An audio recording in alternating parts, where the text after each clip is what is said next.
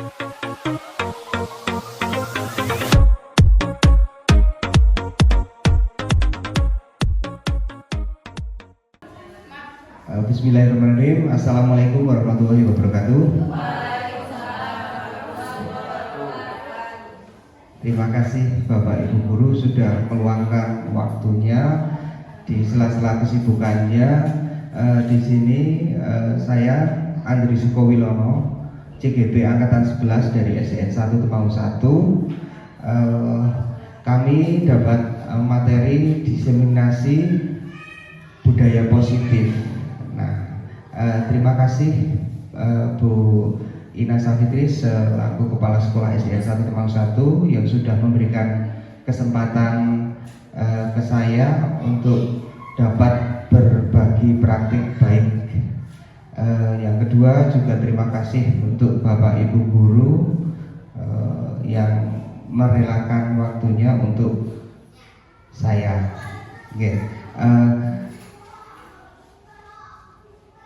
Coba kita sebelum ke materi ada ice breaking, ya toh. Ini ada di mana kelincinya? Ada di mana ya? Ada di mana? Coba tengok di mana? Di mana Bu? Oke, coba kita lihat. Nah, benar. Berarti Bapak Ibu Guru spontan begitu melihat gambar itu langsung merespon, langsung menerka, mencari-cari. Ternyata ada di belakang ekornya anjing gitu. Yang kedua, coba ini ada Putri Salomo dan Putri Jesselyn. Coba di mana? Bisakah Bapak Ibu menemukan di mana anjing yang lain? Oh, di lengan Putri Salomo ya. Oh iya, terima kasih. Coba iya, benar sekali ya. Oke, yang ketiga, bisakah Bapak Ibu menemukan dua hewan yang tersembunyi? Coba ada ya. Oke, siap. Oh iya, ternyata Bapak Ibu guru SDN 1 Temanggung 1 luar biasa. Begitu melihat gambar langsung merespon, imajinasinya langsung muncul begitu ya. Oke, terima kasih Bapak Ibu Guru. Dalam topik diseminasi kali ini itu ada 6 topik. Yang pertama itu disiplin positif dan nilai-nilai kebijakan universal. Yang berikutnya teori motivasi, hukuman dan penghargaan atau restitusi. Yang berikutnya keyakinan kelas. Kemudian kebutuhan dasar manusia dan dunia berkualitas. Kemudian restitusi ada 5 posisi kontrol. Restitusi ada segitiga restitusi. Coba pertanyaan pemantik. Bapak Ibu Guru bisa sama-sama kita baca yuk. Yang pertama itu apa? Hukuman dan anak, benar atau salah? Coba hukuman dapat mendisiplinkan anak, benar atau salah? Untuk zaman sekarang salah. Oke. Yang kedua, pemberian hukuman dengan hal positif seperti membaca atau membersihkan halaman sekolah dapat meningkatkan disiplin anak, benar atau salah? Salah. Oke. Yang ketiga, memberi penghargaan dapat meningkatkan motivasi belajar anak. Penghargaan salah ya? Oh iya. Oke, siap. Nah, ternyata Bapak Guru yang hebat, yang luar biasa ini dari SDN 1 Temanggung 1, ternyata ada perubahan paradigma teori kontrol, teori pilihan, ilusi kontrol. Ya, yang pertama itu ilusi guru mengontrol murid. Kemudian ilusi bahwa semua penguatan positif efektif dan bermanfaat. Yang berikutnya ilusi bahwa kritik dan membuat orang merasa bersalah dapat menguatkan karakter. Ternyata ilusi yang ini itu kurang tepat. Niatnya membentuk karakter tapi ada rasa tidak terima dari siswa. Kemudian ada ilusi bahwa orang dewasa memiliki hak untuk memaksa. Wah, ngeri, berarti ini ilusi ini sangat otoriter. Ilusi ya kurang tepat ya Bapak Ibu. Coba kita telaah ke pertanyaan romantik berikutnya. Bapak Ibu guru yang hebat, coba apakah makna dari kata disiplin? Ternyata dari serapan dari kata asing Bapak Ibu guru. Coba disiplina dari Latin, ternyata disiplin ini punya arti belajar. Nah, dewasa ini kita melihat bahwa disiplinan itu adalah nilai kepatuhan toh, untuk membuat orang itu bisa hormat gitu ya, untuk bisa meyakini bahwa kita itu bisa dihargai dengan cara disiplin itu. Tapi ternyata ada yang di garis merah itu, yang dicetak merah itu, coba secara umum budaya kita itu ternyata sesuatu yang dilakukan seseorang pada orang lain mendapatkan kepatuhan. Mungkin saya sendiri juga sama, ketika saya menjadi guru, terus saya datang ke sekolahan, itu juga meyakini bahwa disiplin yang saya terapkan setiap pagi, datang dan pulang, itu bentuk kepatuhan kepada atasan atau kepada instansi yang kita naungi itu. Itu ya Bapak Ibu. Kemudian ada nilai-nilai kebijakan universal. Yang pertama, nilai-nilai kebajikan adalah sifat-sifat positif manusia yang merupakan tujuan mulia yang ingin dicapai setiap individu. Kemudian nilai bersifat universal, bahasa, suku, bangsa, agama maupun latar belakang. Ini dari William Glasser pada teori kontrol. Itu dikutipannya, setiap perilaku atau perbuatan memiliki suatu tujuan. Kemudian ada lagi di D.F. Gossen, itu dan kutipannya, dengan mengaitkan nilai-nilai kebajikan yang diyakini seseorang, maka motivasi intrinsiknya akan terbangun sehingga menggerakkan motivasi dari dalam untuk dapat mencapai tujuan mulia yang diinginkan.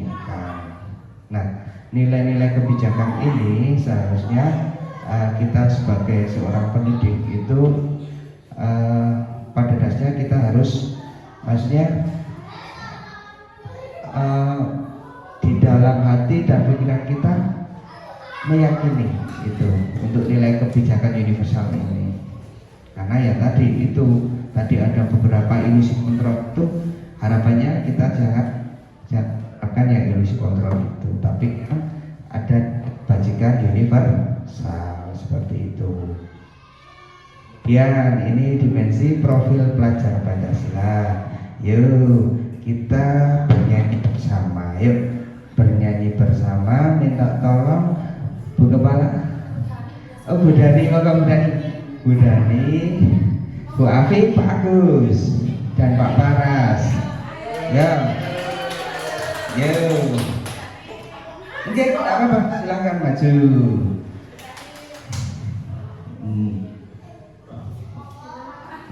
Yang pertama belajar Pancasila.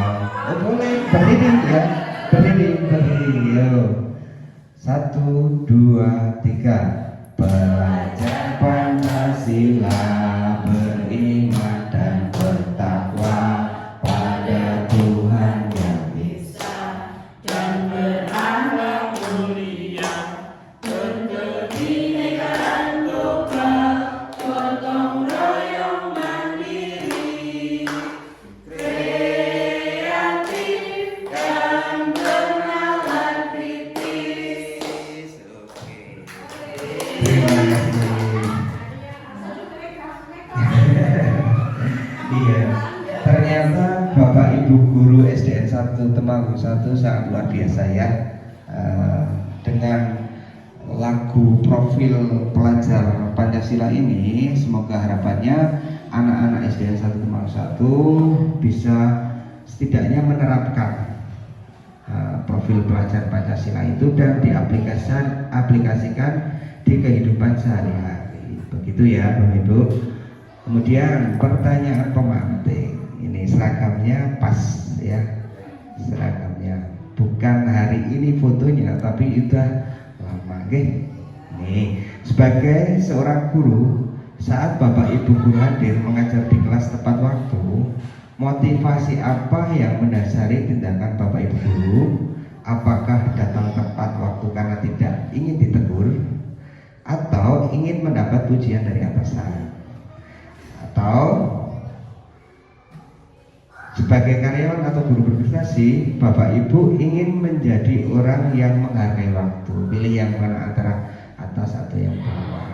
Pasti yang bawah ya, ingin menghargai waktu, bukan untuk kepatuhan terhadap atasan dulu atau dinilai wah dengan rekan yang lain. Berarti kita harus menerapkan yang bawah. Begitu ya Bapak Ibu.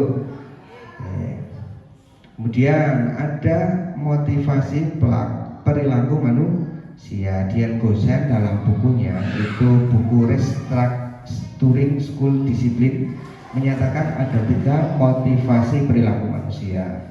Itu yang pertama, menghindari ketidaknyamanan atau hukuman. Berikutnya, mendapatkan imbalan atau penghargaan dari orang lain. Kemudian yang ketiga, be yourself. Artinya apa Bapak Ibu? Be yourself, jadilah diri sendiri. Berarti menjadi diri yang diinginkan dengan menghargai diri sendiri sesuai dengan nilai-nilai yang dipercaya. Itu ya. Pilih yang be yourself ya Bapak Ibu. Oke, Bapak Ibu guru yang hebat. Jika ada murid yang melanggar peraturan, yang ada memberikan hukuman, konsekuensi atau restitusi. Yang terbaik, yang tepat, yang sudah pernah Bapak Ibu lakukan itu hukuman, kemudian konsekuensi atau restitusi. Restitusi ya, oke siap. Restitusi itu semacam pilihan. Iya, nanti ada nilai-nilai di sini. Coba. Nah, hukuman. Nah, ini hukuman. Hukuman itu mungkin di zaman saya dulu sekolah sampai sekarang saya sudah menjadi guru, itu perilaku anak itu orang hilang, tidak hilang. Ada yang unik, ada yang kategori nakal, apalagi menginjak remaja itu pasti ada. Zaman dulu dan zaman sekarang itu pasti kita menemui di sekolahan pasti ada yang karakternya unik. Tapi bagaimana kita caranya sebagai pendidik itu mengutamakan esensi yang ada di murid, seperti filosofi Ki Hajar Dewantara. Kita pembelajaran harus berpihak kepadamu. Jadi walaupun anak itu bermacam-macam, beragam karakternya, itu kita harus selalu sabar. Itu harus bagaimana kita mengarahkan seperti itu ya Pak Ibu. Jangan langsung. Pernah saya itu dulu waktu sekolah itu pernah melihat ada rekan saya itu dihukum dan hukuman itu ternyata di teman saya itu membuat trauma, malu, kalau bahasa sekarang bullying. Tapi kalau dulu ya sama dengan bullying itu, tapi dampaknya itu sampai memorinya itu mungkin kalau sekarang ditanya masih terngiang memorinya. Kalau ya hukuman itu berarti kan hukuman itu jangka panjangnya membuat apa ini? Membuat anak sakit secara psikologisnya, sakit ya kan? Oke. Kemudian kalau konsekuensi itu kan timbal balik. Ketika ada anak itu melakukan suatu kesalahan, ketidaksengajaan kesalahan, dia harus haknya harus mau tidak mau harus dirampas dulu. Contoh halnya ketika di kelas kita mengamati anak kita mematahkan pensil dari temannya, otomatis Pak Guru atau Bu Guru yang di kelasnya itu pasti menanyakan, loh kok iso matah ke? Iya Bu, maaf ya, kamu ganti ya. Otomatis kan pensilnya yang tadinya punyanya diberikan ke temennya, berarti kan itu konsekuensi. Berarti sementara merampas hak dari pelakunya loh ya. Itu biasanya setelah itu ada harmonisasi lagi dalam kondisi kelasnya. Itu ya untuk yang konsekuensinya. Oke Bapak Ibu Guru yang hebat, jika ada murid yang melanggar peraturan, ini sudah tadi ya. Nah, tindakan guru ini coba ada beberapa tindakan guru, kita coba menelaah ya Bapak Ibu ya. Kira-kira tepat atau tidak mencatat 100 kali di dalam buku kalimat. Maaf, ini saya bertanya apakah ada, kalau guru SDN 101 tidak ada ya yang mencatat 100 kali ketika anak tidak mengerjakan sesuatu atau perbuatan di sekolah. Tidak ya. Nah, ini termasuk hukuman atau restitusi? Hukuman atau konsekuensi? Hukuman. Oke, siap. Lari mengelilingi lapangan basket 2 kali. Hukuman. Menggantikan kertas tugas teman yang telah dicoret. Tadi seperti pensil. Jadi, membersihkan tumpahan air di meja tulis karena tersimpan pada saat belajar. Pensil, karena dia harusnya istirahat, dia harus membersihkan. Ya tak kudune iso maem, akhirnya dia konsekuensinya membersihkan. Seperti itu ya. Kemudian murid disuruh untuk mengenakan sepatu seharian di sekolah karena tidak mengenakan sepatu hitam. Hukuman atau restitusi? Apa konsekuensi? Hukuman. Oke. Lari mengelilingi lapangan basket. Coba kita tengok. Ya. Oke, berarti tepat. Bu siapa tadi? Bu Katri. Oke. Ya, pintar. Ternyata Bapak Ibu Guru SDN 101 luar biasa ya. Jadi untuk penerapan atau perlakuan tindakan guru itu sudah bisa merasa, oh ini konsekuensi, ini hukuman atau restitusi gitu ya. Oke, berarti kita luar biasa. Nah, ini restitusi ini semacam pilihan. Kalau kita menelaah bareng-bareng, ternyata pilihan kita lebih soft ke anak, lebih bisa menggali, lebih bisa kolaborasi dengan anak. Kenapa foto sampai kok seperti itu. Jadi anak sendiri yang mengidekan atau menjawab. Kita hanya sebagai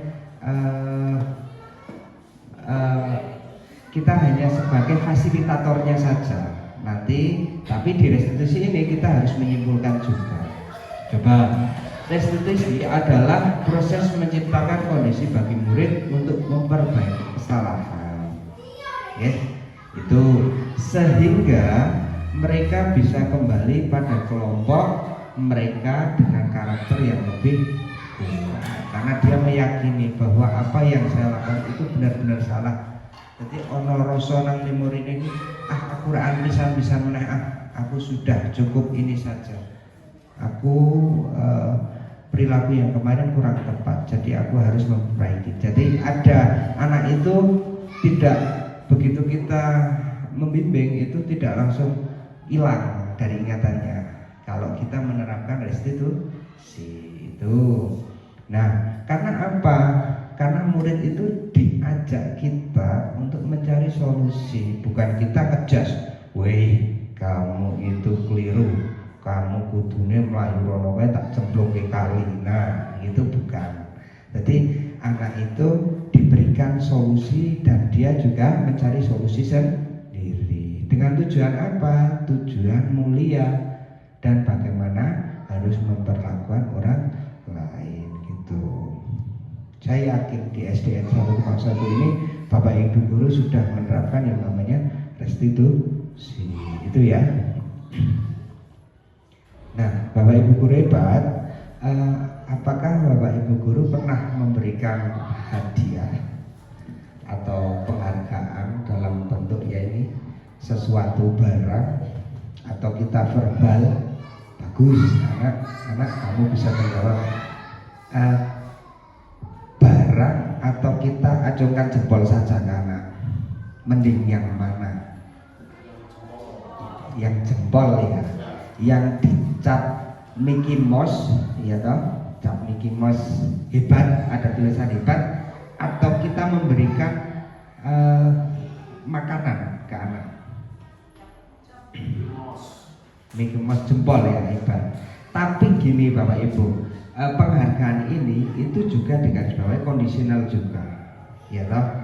Semisal kita berbagi sebagai seorang guru, kita berbagi ke anak boleh kan, yang maksudnya sedekah, bukan yang anak melakukan kegiatan yang kiranya baik terus kita berikan hadiah semacam makanan atau barang, itu bukan ya. Tapi nek sedekah ora apa-apa gitu ya. Oke, berikutnya Bapak Ibu. Nah, ini saya banyak mengambil cuplikan kutipan ya dari orang-orang luar, ya toh. Alif On itu wawancara ASCD Annual Conference mengungkapkan bahwa penghargaan maupun hukuman adalah cara-cara mengontrol perilaku seseorang yang menghancurkan potensi ya ini. Jadi mempersempit pemikiran anak-anak.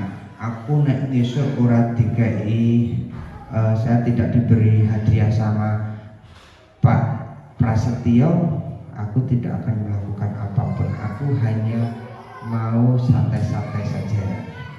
Gitu. Potensinya otomatis terkunci, ya kan? Itu. Nah, menurut Kon, secara ideal tindakan belajar itu sendiri adalah penghargaan sesungguhnya. Contoh kita, Pak Pras memberikan ke anak, hebat kamu sudah membantu piket, hebat kamu datang tidak terlambat, itu dengan jempol dan kita senyum, itu semacam penghargaan ke anak, begitu ya Bapak Ibu. Oke. Nah, ini ada gambar ya ta? Jadi ada menghukum, ada penghargaan. Coba telah bersama-sama. Penghargaan menghukum mereka yang tidak mendapatkan penghargaan, misalnya dalam sistem ranking, mereka mendapat rank kedua akan merasa paling dihukum. Biasanya itu nek zaman sekarang itu dibully gitu toh. Sopo saya ranking siji, oh Putri. Saya ranking loro, oh Dimas. Saya ranking terus siapa? Oh Vano. Nah itu biasanya bertiga ini sok bisik-bisik. Nah jadi jangan seperti itu. Coba untuk penghargaan tidak efektif. Jika kita memberikan seseorang suatu penghargaan untuk melakukan sesuatu, maka kita harus terus-menerus memberikan penghargaan itu. Jika kita ingin orang tersebut meneruskan perilaku yang kita inginkan. Nah, ini kan berarti juga bersambung. Toh aku ngisuk nek ora dikai sesuatu, aku tidak akan melakukan. Sambung enggak? Sambung.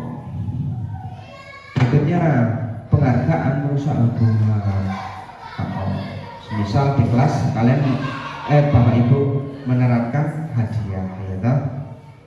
Nah, nanti yang tidak kebagian hadiah pasti gak mau, aku ora tahu dikai hadiah kok sama Bu Eva. Nanti akhirnya jadi pergumulan perbincangan gitu ya. Nah, penghargaan mengurangi ketepatan, jelas ya. Banyak yang mendapat penghargaan ternyata banyak jawaban yang kurang tepat. Nah, penghargaan menurunkan kualitas.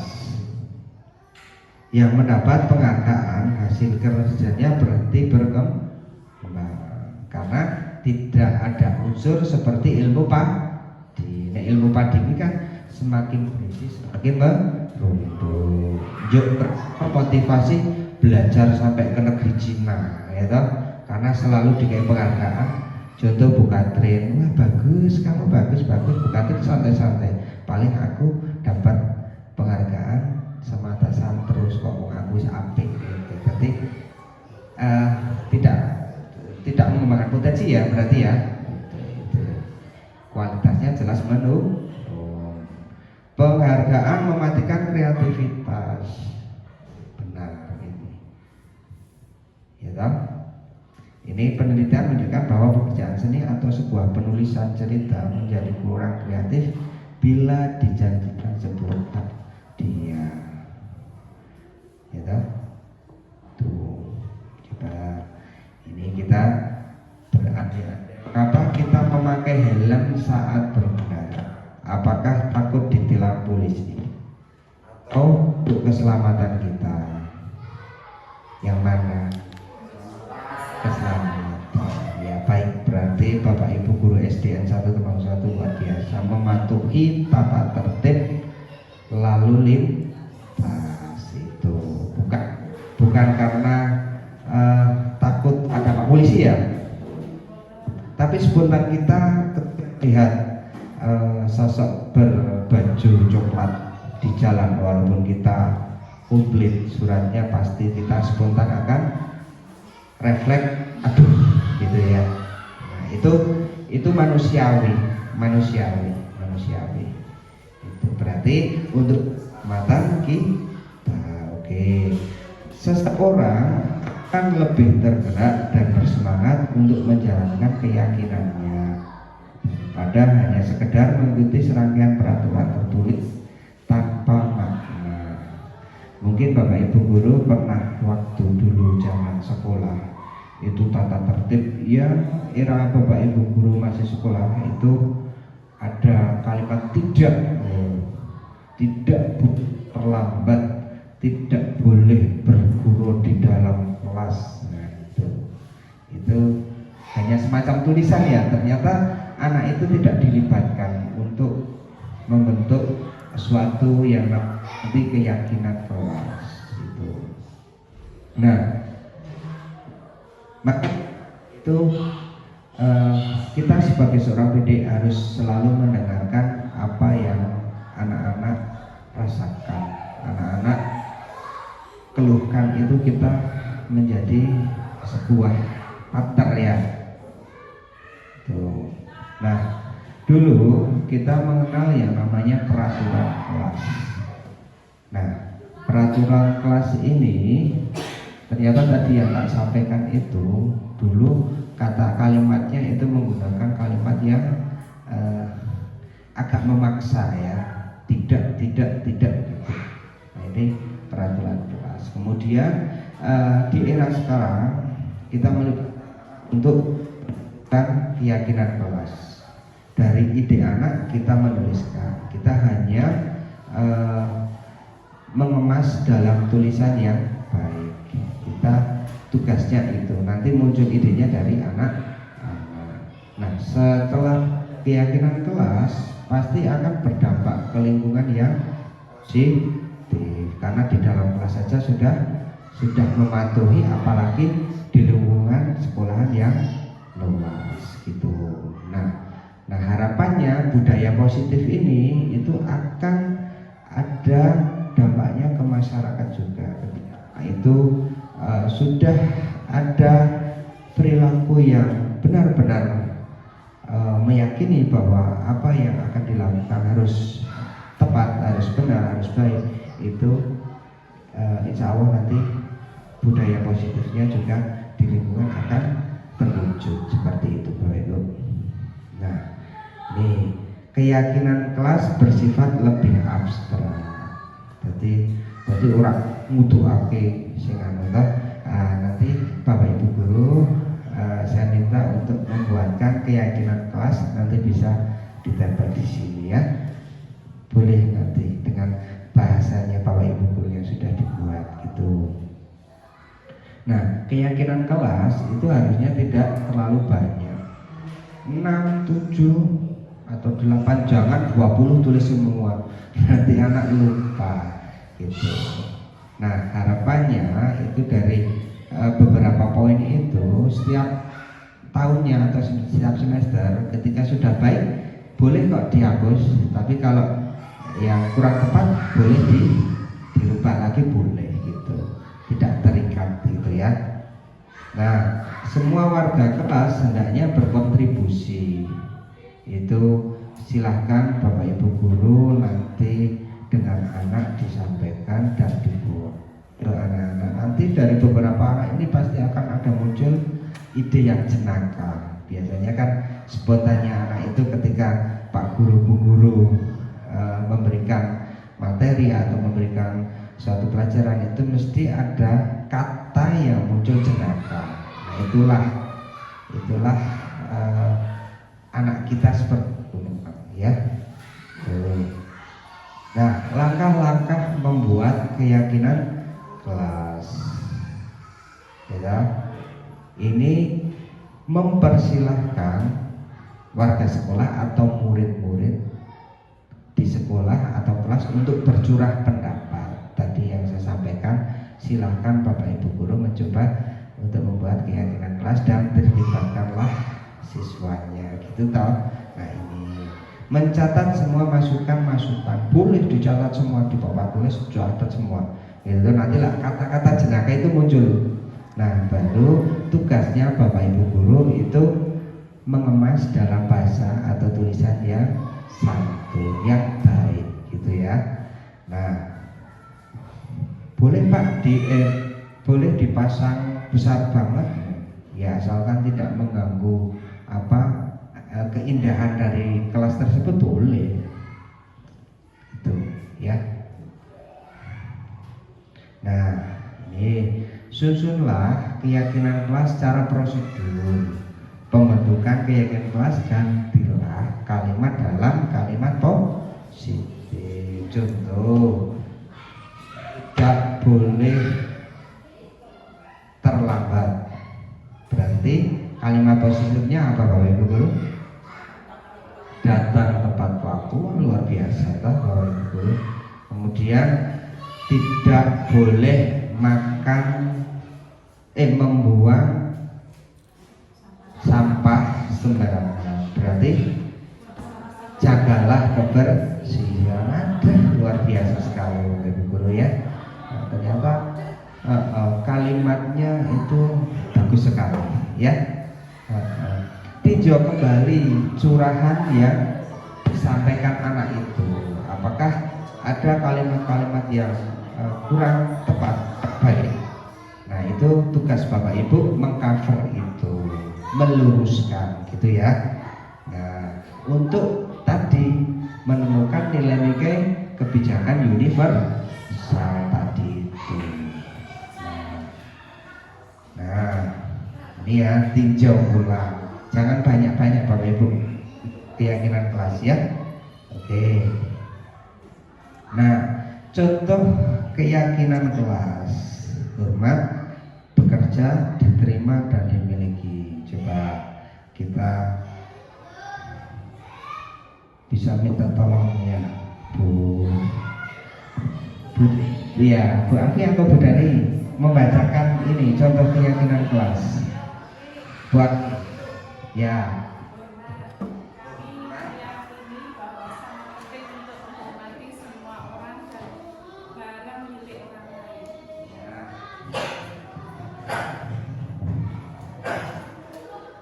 Hormat, kami meyakini bahwa sangat penting untuk menghormati semua orang dan barang milik orang lain. Bekerja, kami meyakini bahwa sangat penting untuk mengerjakan segala pekerjaan atau mengikuti kegiatan yang telah ditugaskan. Diterima dan dimiliki, kami meyakini bahwa sangat penting untuk merasa diterima pada suatu kelompok dan saling peduli satu dengan yang lain.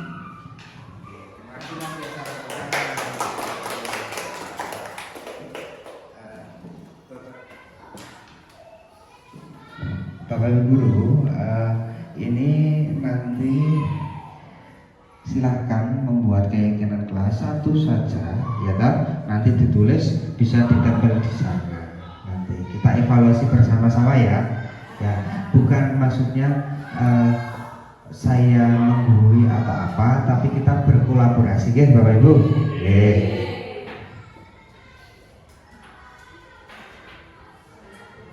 Ya, satu. Tapi sekali lagi ini Bapak Ibu guru tidak menggurui atau apa, tapi kita mencoba untuk berkolaborasi, begitu, guys? Ya.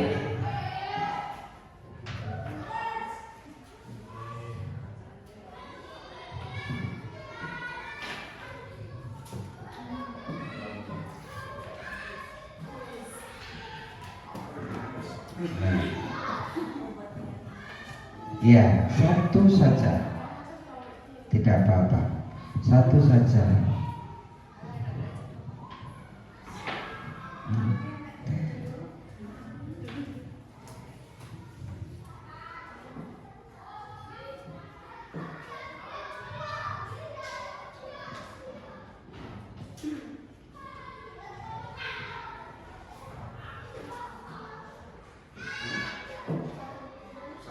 Iya, satu kalimat. Nanti apa sama juga tidak apa-apa, karena ide yang muncul ternyata sama juga tidak apa-apa.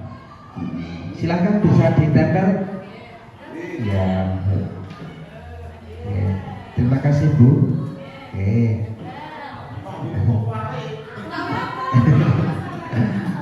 Oke.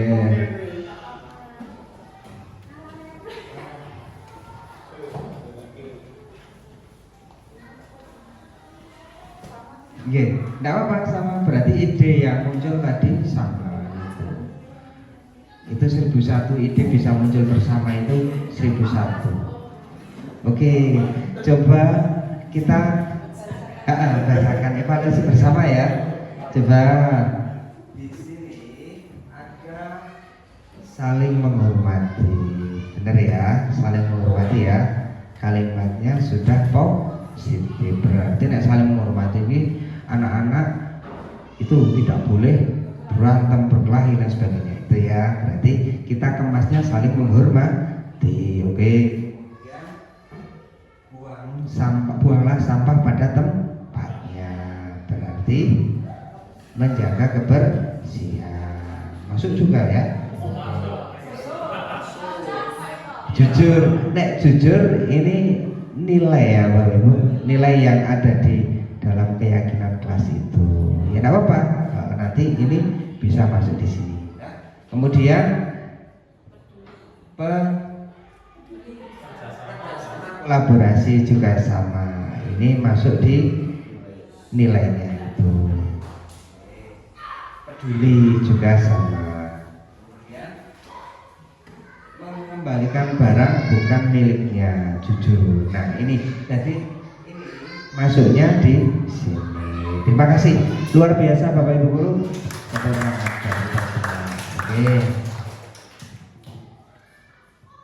Nah, Bapak Ibu guru hebat bahwa murid melanggar peraturan atau keyakinan kelas yang ada karena ada kebutuhan dasar manusia tidak terpenuhi. Apa saja toh kebutuhan manusia itu? Coba. Nah, ternyata satu itu kebutuhan manusia itu jelas bertahan hidup. Tuh. Kemudian ada kasih sayang dan rasa diterima. Gitu. Kemudian kesenangan. Terus penguasaan baru kebebasan. Ini seluruh tindakan manusia memiliki tujuan tertentu. Semua yang kita lakukan adalah usaha terbaik kita untuk mendapat apa yang kita inginkan. Benar tahu Bapak Ibu? Iya, kita dari pagi sampai siang memberikan pelayanan ke anak. Itu kan termasuk juga di dalam kasih sayang, kesenangan, penguasaan, ya toh kita ke anak. Terus ketika kita mendapatkan apa yang kita inginkan, sebetulnya saat itu kita sedang memenuhi satu atau lebih dari satu kebutuhan dasar kita. Itu. Jadi kalau ini buat dasar kita, insya Allah nanti kita mendidik anak itu dengan sepenuh hati, bekerja itu dengan senyum yang lebar. hati yang dingin, dengan kepala yang dingin gitu. Nah, coba ada studi kasus, bisa minta tolong Bu Katrin dibacakan.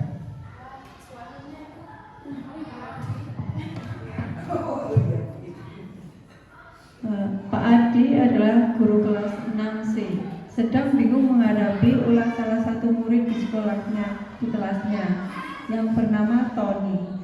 Beberapa anak telah mengeluhkan Tony yang seringkali meminta bekal makan siang mereka dengan cara paksa. Jika Bapak Ibu menghadapi situasi seperti Pak Adi, apa yang akan dilakukan Bapak Ibu? Menurut Anda kira-kira apa alasan Tommy melakukan hal seperti itu? Coba Bapak Ibu guru, tadi ada ini 5 kebutuhan dasar manusia ini. Jadi Tony itu dia membuat keanehan perilaku seperti itu. Berarti Tony itu di mana ini yang kurang koyong itu, yang kurang. Saya bilang ya. Nah, Tony menghadapi ulah salah satu murid kelasnya. Tony, beberapa anak telah menolak Tony yang sering meminta bekal makan siang mereka dengan paksa. Nah, ternyata Tony itu di mananya? Tony itu di mana ini? Kondisi Tony itu dia kok bisa seperti itu dengan temannya itu di mana?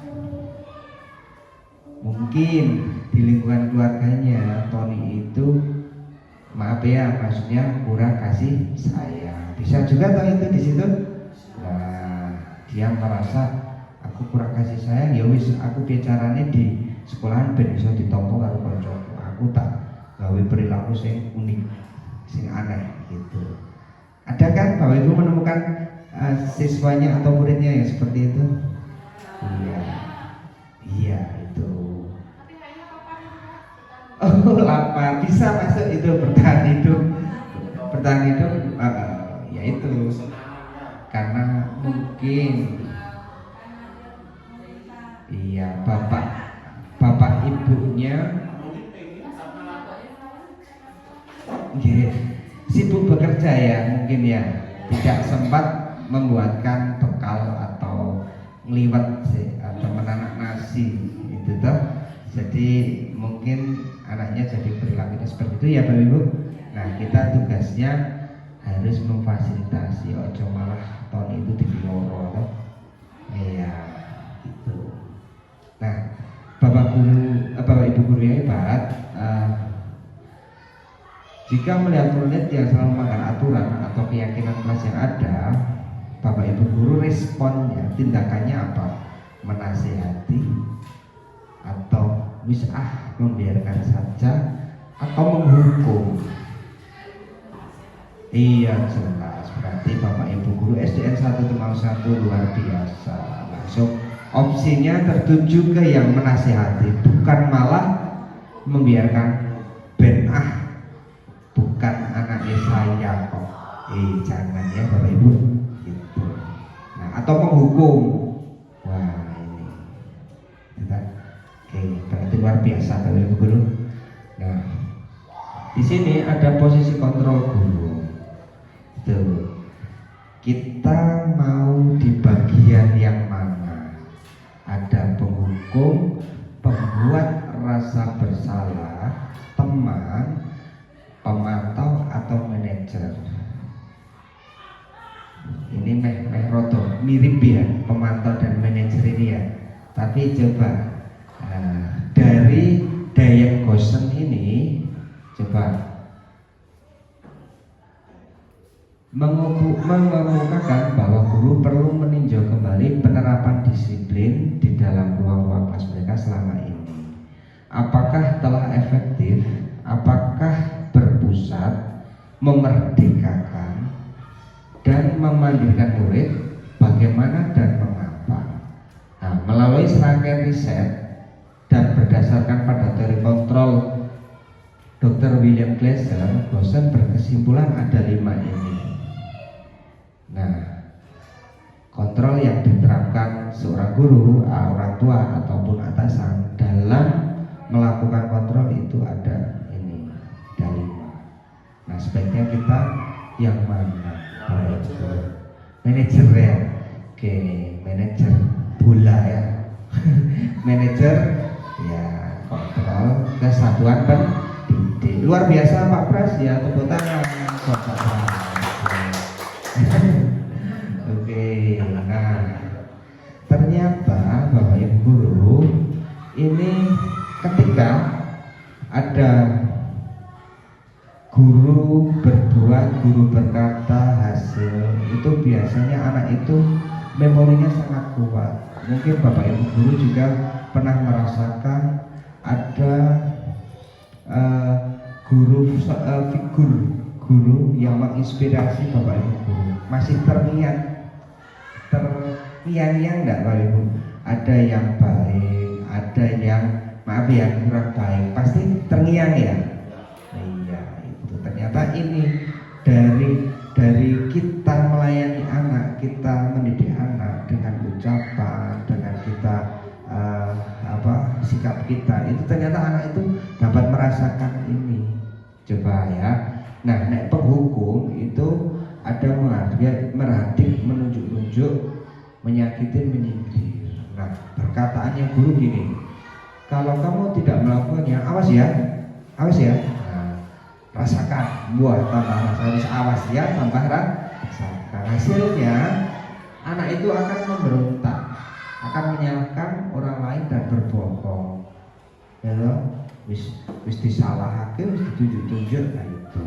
Kemudian kaitan dengan dunia berkualitas, murid meletakkan guru di luar dunia berkualitas. Jadi ngedongke murid, membuat mentalnya murid itu seakan-akan aku wis tidak berguna itu, karena sering dihukum toh. Jadi psikologinya itu terganggu. Jangan sampai seperti itu, karena prinsip kita di pembelajaran kurikulum merdeka itu harus pembelajaran berdiferensiasi ya, berdiferensiasi ya, harus memenuhi segala kebutuhan murid. Itu poinnya, diferensiasi itu kebutuhan murid gitu. Itu ya. Nah, itu karena dari filosofi KHD juga kita harus berpihak kepada murid. Zaman sekarang dan zaman dulu itu berkembang sesuai dengan kodratnya, kodrat anak gitu. Nah, murid berkata, ketika ada guru yang menghukum, itu pasti murid itu dalam hati, mbok luweh, biarkan saja, nanti juga marah-marah lagi. Nah, kita sudah dicap, bukan kita malah menjadi seorang yang berwibawa, tidak, tapi anak itu malah grundel di belakang kita. Paling nyusul nyeneni terus ben wae ya gitu. Jadi jangan sampai memunculkan murid berkata seperti itu ya. Nah, dampak mengulangi kesalahan, tidak akan jernih. Ketika kita sudah menerapkan hukuman, dia nyeneni dengan nada yang seperti itu, pasti murid itu akan mengulangi kesalahan yang sama, gitu ya. Nah, kita bandingkan dengan yang manajer, Bapak Ibu. Manajer ini hampir sama. Ini yang 1, 2, 3, 4 ini hampir sama di posisi yang menghukum tadi. Tapi kalau yang manajer, nah ini harapannya kita atau Bapak Ibu guru yakin bahwa kita sebagai manajer yang baik di satuan pendidikan, gitu toh? Nah, guru berbuat kalau kita sebagai manajer mengajukan pertanyaan. Jadi anak itu menuangkan apa yang dia perbuat, apa yang dia lakukan. Kemudian anak ini Guru berkata apa yang kita yakini. Nah, kita tengok apa yang kita yakini, kesepakatan, keyakinan kelas atau keyakinan sekolah. Gitu. Jadi anak mencoba mereview apa yang pernah disepakati bersama gitu. Apa yang bisa kau kerjakan untuk memperbaiki masalah ini. Jadi anak malah maksudnya disuruh membuat solusi gitu kan, kita berkolaborasi, tidak langsung menghardik anak gitu ya. Menguatkan pribadi jelas ya, anak tambah pede, oh ya Bu maaf aku tidak akan mengulangi lagi seperti itu. Nah, murid meletakkan dirinya sebagai individu yang positif dalam dunia berkualitas karena merasa dihargai. Aduh, Bu Afi, kalau memanggil saya itu mesti orang tahu saya nyeneni, mesti dengan sangat lembut, mesti dikai baik-baik gitu. Nah itu harapannya itu ya, anak ketika keluar dari ruangan, ketika kita bimbing itu happy, tidak malah merengkuh nangis, mesesegen itu tidak Bu. Itu ya Bapak Ibu. Nah, coba yang berikutnya. Nah, jika hukuman dan konsekuensi memberi dampak negatif, lalu apa yang harus dilakukan guru untuk menangani murid yang berbuat kesalahan? Nah, kita menerapkannya, namanya segitiga restitusi. Nah, kita dalam segitiga restitusi ini kita diminta untuk menyatabilkan identitas, ya kan? Nah, setelah distabilkan lewat apa? Pertanyaan guru itu senyum dulu ketika ada murid anak Anda atau murid Anda, Bapak Ibu guru membuat kesalahan, senyum dulu ketika masuk ke ruangan, senyum. Menstabilkan dulu, setiap orang pasti pernah melakukan kesalahan. Kamu bukan satu-satunya yang berbuat salah. Anak kan pede, waduh, stabil aku Tuhan. Nah, kemudian validasi kebutuhan dulu. Ya toh, adakah cara yang efektif untuk mendapatkan apa yang kamu butuhkan? Nah, kita mencoba mengulik apa yang dilakukan murid tersebut. Setelah itu, nah, kamu menanyakan keyakinannya. Jadi alurnya menstabilkan, validasi, baru menanyakan keyakinan. Nah, kamu ingin menjadi orang yang seperti apa? Nah, itu baru anak itu langsung mulai tertentu, langsung mengeluarkan air mata. Biasanya merasa dia itu bisa stabil, proto happy, aku tidak satu-satunya yang salah. Kemudian dia bisa cerita, akhirnya ada solusi yang didapatkan. Seperti itu ya Bapak Ibu. Ini yang segitiga restitusi. Nah, nih tadi uraiannya seperti ini ya Bapak Ibu. Untuk membuat anak yang merasa gagal karena berbuat salah menjadi positif terhadap dirinya, ini menstabilkan identitas. Ini percakapannya seperti ini kalau ketika ada anak yang melakukan kesalahan. Nah, membantu murid itu mengenali kebutuhan dasar yang ingin dipenuhi ketika melakukan kesalahan itu. Nah, pada dasarnya setiap tindakan manusia tujuannya adalah memenuhi kebutuhan dasar. Apakah itu penguasaan, kebebasan yang tadi itu, terus kasih sayang dan rasa diterima, kesenangan, atau bertahan hidup. Ini validasi kebutuhan. Tadi ada 5 ya Bapak Ibu. Nah, menanyakan keyakinan. Anak melihat kesalahannya dihubungkan dengan norma sosial dan nilai-nilai yang menghasilkan dia berinteraksi dengan orang lain. Ini. Jadi dalam segitiga restitusi ini Bapak Ibu yakini itu akan memberikan dampak yang positif ke anak. Begitu ya Bapak Ibu. Nah, oke, ini oke. Kita simpulkan dulu Bapak Ibu guru tadi yang saya coba berbagi diseminasi budaya positif ini itu apa saja Bapak Ibu. Kita sama-sama yuk. Ada budaya positif, kemudian ada nilai-nilai, keyakinan kelas, kemudian segitiga 5 posisi kontrol, kemudian segitiga restitusi. Iya tuh 5 dasar kebutuhan manusia. Begitu ya Bapak Ibu guru. Saya terima kasih sudah Bapak Ibu guru sudah meluangkan waktu untuk berbagi praktik baik.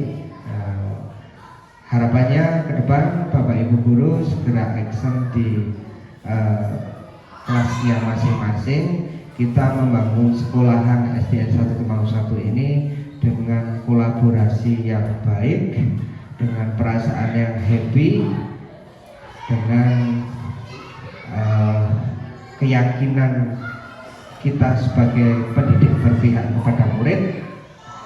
Seperti itu ya Bapak Ibu guru. Ya, oke. Saya tutup. Billahi taufiq wal hidayah. Wassalamualaikum warahmatullahi wabarakatuh.